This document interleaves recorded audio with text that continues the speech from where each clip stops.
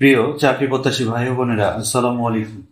আশা করি আল্লাহ তাআলার রহমতে ভালো আছেন। তো বন্ধুরা, আবার একটি নতুন নিয়োগ বিজ্ঞপ্তি নিয়ে আপনাদের সামনে আসলাম। বাংলাদেশ পরমাণু শক্তি কমিশন পরমাণু ভবন নিয়োগ বিজ্ঞপ্তি প্রকাশ করেছে 23শে জুলাই 2025 তারিখে। প্রায় 182 জন লোক নিয়োগ করা হবে। তো এই সরকারি জব নিয়ে এর যাবতীয় বিষয়গুলো, খুঁটিনাটিগুলো নিয়ে আলোচনা করব। কি কি যোগ্যতা লাগবে, কিভাবে আবেদন করবেন, কোথায় গেলে আবেদন করতে পারবেন, এই যাবতীয় তথ্যগুলো আপনাদের সামনে তুলে ধরবো, যাতে আপনারা নিজেরাই সুন্দরভাবে এবং সঠিকভাবে আবেদন করতে পারেন। কোনো রকমের ভুল ভ্রান্তি না করে আবেদন করতে চাইলে অবশ্যই ভিডিওটি শেষ পর্যন্ত দেখার চেষ্টা করবেন। সেই সাথে বন্ধুরা, আমার কারেন্ট বিডি জব এই চ্যানেলের মাধ্যমে আমি সবসময় চেষ্টা করি নতুন নতুন চাকরির তথ্য এবং চাকরি বিষয়ে বিভিন্ন বিষয়াদি তুলে ধরার জন্য। এখানে এনজিও, সরকারি এবং বেসরকারি জব সহ অনেক চাকরির তথ্য পাবেন। তো অবশ্যই যদি আপনার হাতে সময় থাকে আমার চ্যানেলটি ঘুরে আসবেন এবং এখান থেকে দেখে আপনার যদি কোনো জবে আবেদন করা না থাকে তাহলে অবশ্যই ভিডিও থেকে আবেদন করতে পারবেন। সেই সাথে নতুন চাকরির তথ্য সবার আগে পেতে অবশ্যই চ্যানেলটি সাবস্ক্রাইব করে বেল বাটন অন করে দেবেন। তো বন্ধুরা, বাংলাদেশ পরমাণু শক্তি কমিশন নিয়োগ বিজ্ঞপ্তিটি 182 জনকে নিয়োগ করা হবে। এটি শুধুমাত্র অনলাইনে আবেদন করা যাবে, অন্যভাবে আবেদন করা প্রয়োজন নাই। baec.teltok.com.bd এই ওয়েবসাইটে গেলে আপনারা আবেদন করতে পারেন। তো প্রথম যে পদটি আছে সাব অ্যাসিস্ট্যান্ট ইঞ্জিনিয়ার, বেতনী গ্রেড 10, 16,000 থেকে 38,640 টাকা। এই পদে নেবে 28 জনকে নিয়োগ করা হবে। এটা একটি মেকানিক্যাল ইঞ্জিনিয়ারিং পদে। তো আপনার যদি ডিপ্লোমা করা থাকে, এসএসসি বা এইচএসসি-তে ভালো ফলাফল সহ যদি সিভিল, মেকানিক্যাল এবং ইলেকট্রিক্যাল ইঞ্জিনিয়ারের ডিপ্লোমা করা থাকে, তাহলে এই পদে আবেদন করতে আপনি মিস করবেন না, অবশ্যই আবেদন করে রাখবেন।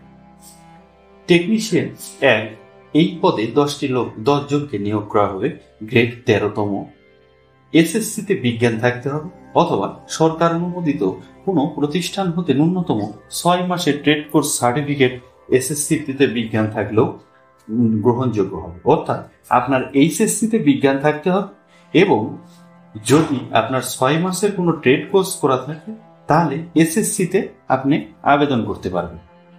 যদি আপনার ট্রেড কোর্স 6 মাসের না থাকে তাহলে আপনার এইচএসসি দিয়ে আবেদন করতে পারবেন। এসএসসি-তে তখন আর আবেদন করা যাবে না। Office assistant cum computer typist 13টি পদে। এই পদের জন্য কোনো শিক্ষিত বিশ্ববিদ্যালয় হতে অনন্য 2য় শ্রেণী বা সমমানের সিজিপিএতে স্নাতক বা সমমানের ডিগ্রি লাগবে। তাই আপনার স্নাতক ডিগ্রি লাগবে এবং কম্পিউটারের কিছু দক্ষতা লাগবে। ওয়ার্ড প্রসেসিং এর তো কাজ জানতেই হবে আপনাকে, এবং সেই সাথে ইংরেজিতে 30 এবং বাংলায় টাইপিং এর গতি যদি আপনার 25 থাকে তাহলে আপনি এই পদটির জন্য উপযুক্ত হবেন এবং আবেদন করতে পারবেন। স্টেনোগ্রাফার কাম কম্পিউটার অপারেটর 4টি পদে। এখানেও আপনার স্বীকৃত বিশ্ববিদ্যালয় থেকে স্নাতক ডিগ্রি এবং কম্পিউটারের দক্ষতা থাকতে হবে। টেকনিশিয়ান 2, 3টি পদে। এখানেও আপনার এসএসসি বিজ্ঞান অথবা সরকার অনুমোদিত, যদি আপনার ওই যে 6 মাসের কোর্সটা করা থাকে তাহলে আপনি এসএসসি দিয়ে আবেদন করতে পারবেন। এছাড়া যদি কোর্স না করা থাকে তাহলে আপনি এইচএসসি হলে, পাস হলে আবেদন করতে পারবেন। সায়েন্টিফিক অ্যাসিস্ট্যান্ট 2, এখানে আপনার 41টি পদসংখ্যা। এসএসসি-তে বিজ্ঞান থাকতে হবে অথবা সেম ক্যাটাগরি, যে আপনার 6 মাসের ট্রেড কোর্স সার্টিফিকেট যদি কোনোটা থাকে তাহলে আপনি এখানে আবেদন করতে পারবেন এসএসসি পাস হলে। কম্পিউটার টাইপিস্ট কাম অফিস অ্যাসিস্ট্যান্ট 6টি পদে। এর জন্য আপনার যোগ্যতা লাগবে যে সমমানের জিপিএতে মাধ্যমিক স্কুল সার্টিফিকেট অর্থাৎ এসএসসি পাস হলে হবে এবং কম্পিউটারের দক্ষতা থাকতে হবে, এবং সেখানে আপনাকে 2টিতে ইংরেজি এবং বাংলাতেই 20 শব্দ টাইপিং এর স্পিড থাকতে হবে। কম্পিউটার টাইপিস্ট 19টি। কোনো স্বীকৃত বোর্ড হইতে অনন্য 2য় বিভাগ বা সমমানের সিজিপিএতে উচ্চ মাধ্যমিক সার্টিফিকেট অর্থাৎ এইচএসসি পাস থাকতে হবে এবং আপনার কম্পিউটারের দক্ষতা অবশ্যই থাকতে হবে। বাংলা এবং ইংরেজিতে টাইপিং এ প্রতি শব্দের গতি হতে হবে 20টি। টেকনিক্যাল হেল্পার 9টি, এসএসসিতে বিজ্ঞান থাকলে আপনি এবং ট্রেড সার্টিফিকেট থাকলে আপনি আবেদন করতে পারবেন। জেনারেল অ্যাটেন্ডেন্ট 2, 27টি পদ সংখ্যা, 8ম শ্রেণী পাশ হলে আবেদন করতে পারবেন। সিকিউরিটি অ্যাটেন্ডেন্ট 35 বছর পর্যন্ত কিন্তু আবেদন করা যাবে, অর্থাৎ 18 থেকে 35 বছর বয়স হলেও আবেদন করতে পারবেন। এই পদে 17 জনকে। নিরাপত্তার কাজে অভিজ্ঞতা সম্পন্ন প্রতিরক্ষা বাহিনী হতে অবসরপ্রাপ্ত হলে আবেদন করতে পারবেন। এছাড়া স্যানিটারি অ্যাটেন্ডেন্ট 32 বছর পর্যন্ত আবেদন করা যাবে। 5টি পদে 8ম শ্রেণী পাশ হলেই আপনি আবেদন করতে পারবেন। তো এই হলো মোট 182টি পদ সংখ্যা, যেখানে আপনার যোগ্যতা অনুযায়ী আপনারা দেখে শুনে বুঝে আবেদন করে ফেলবেন। দরখাস্ত দাখিলে ক্রমিক নং 1, 2, 5, 6, 9, 10, 12 এ বর্ণিত পদে সর্বশেষ 28/7/25 তারিখে আপনার বয়স হতে হবে 18 থেকে 32 বছর। ক্রমিক নং 11 নম্বর পদের জন্যই শুধু 18 থেকে 35 বছর। এছাড়া 3, 4, 7, 8 পদের জন্য 18 থেকে 32 বছর এবং বিভাগীয় প্রার্থী, অর্থাৎ যে বিভাগের যে পদ খালি আছে ওই বিভাগে যদি আপনাকে আবেদন করে থাকেন তাহলে আপনার বয়স সীমা হবে 40 বছর। বয়সের ক্ষেত্রে কোনো এফিডেভিট গ্রহণযোগ্য হয় না। সর্বনিম্ন চাহিদা ডিগ্রির ক্ষেত্রে পরীক্ষা অবতীর্ণ প্রার্থীদের, অর্থাৎ যে আপনি পরীক্ষা দিয়েছেন কিন্তু রেজাল্ট পান নাই, তাদের আবেদন করার প্রয়োজন নাই। জনপ্রশাসন মন্ত্রক 23 জুলাই 2024 খ্রিস্টাব্দের তারিখ অনুযায়ী যাবতীয় কোঠা নির্ধারণ করা হবে বা কোঠা অনুযায়ী সংরক্ষণ করা হবে। সরকারি, আধা সরকারি, স্বায়ত্তশাসিত সংস্থায় কর্মরত প্রার্থীদের পদবি, বেতন স্কেল ও মূল বেতন উল্লেখপূর্বক যথাযথ কর্তৃপক্ষের মাধ্যমে আবেদন করতে হবে। অর্থাৎ আপনাকে ওইখান থেকে সরকারি যেখানে জব করেন সেখান থেকে ছাড়পত্র নিয়ে আপনাকে আবেদন করতে হবে।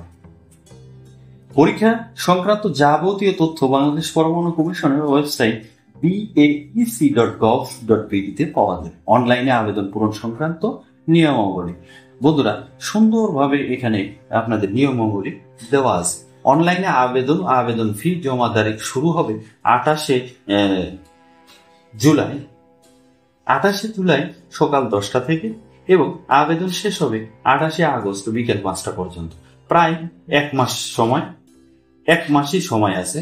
তো সুন্দরভাবে, এবং আমি বলবো যে অবশ্যই পূর্বে আবেদন করে রাখবেন, কারণ শেষের দিকে আবেদন করতে গেলে আপনাদের একটা জটিলতা দেখা দেয়, অনলাইনে সাবমিশন হয় না, বিভিন্ন জটিলতা দেখা দেয়। তো আপনাদের এই যে ছবির সাইজ এবং মেগাবাইট সহ দেওয়া আছে, এগুলো 100 কেবি এবং 60 কেবির উপরে কখনোই দেবেন না, তাহলে কিন্তু এগুলো নেবে না। সবসময় চেষ্টা করবেন সঠিক তথ্য দিয়ে আবেদন করার জন্য, তাছাড়া আবেদনটি বাতিল হয়ে যাবে। SMS এর মাধ্যমে আপনার যে ইউজার আইডি এবং পাসওয়ার্ডটি পাবেন, আবেদন করার পরে ছবি সাবমিট করার পরেই আপনারা ইউজার আইডি পাবেন। সেই ইউজার আইডি দিয়ে আপনাদেরকে টাকা পরিশোধ করতে হবে। 1 নং ক্রমিকে পরিণত পদের জন্য 200 টাকা এবং টেলিটক সার্ভিস চার্জ 23 টাকা সহ 223 টাকা। 2 থেকে 8 নং এর জন্য 112 টাকা এবং পরবর্তী পদগুলোর জন্য 56 টাকা পরিশোধ করতে হবে। এবং টেলিটকের একটা চার্জ আছে, সেটা অবশ্যই টাকাটা আগে দেবেন যাতে আপনাদের SMS গুলো সঠিক এবং সুন্দরভাবে যায়। তো প্রথম যে SMS-টা অ্যাপ্লিক্যান্ট নেম দেবেন, এখানে যে BAEC বড় হাতের দিয়ে স্পেস দিয়ে ইউজার আইডি লিখে এই 16,222 নম্বরে সেন্ড করে দেবেন। পরবর্তী একটা SMS পাবেন এবং একটা পিনকোড নাম্বার পাবেন। সেই পিনকোড দিয়ে পরবর্তীতে SMS করে দিলে আপনাকে ইউজার আইডি এবং পরবর্তীতে পাসওয়ার্ড দিয়ে দিবে এবং সেই ইউজার আইডি এবং পাসওয়ার্ডটি সুন্দরভাবে সংরক্ষণ করে রাখবেন, কারণ ওই ইউজার আইডি এবং পাসওয়ার্ড এর মাধ্যমে আপনি যখন SMS পাবেন পরীক্ষার জন্য, যখন SMS পাবেন তখন অ্যাডমিট কার্ড প্রকাশ হবে। এই অ্যাডমিট কার্ডটি আপনি সেই ইউজার আইডি এবং পাসওয়ার্ডের মাধ্যমে তুলে নিতে পারবেন।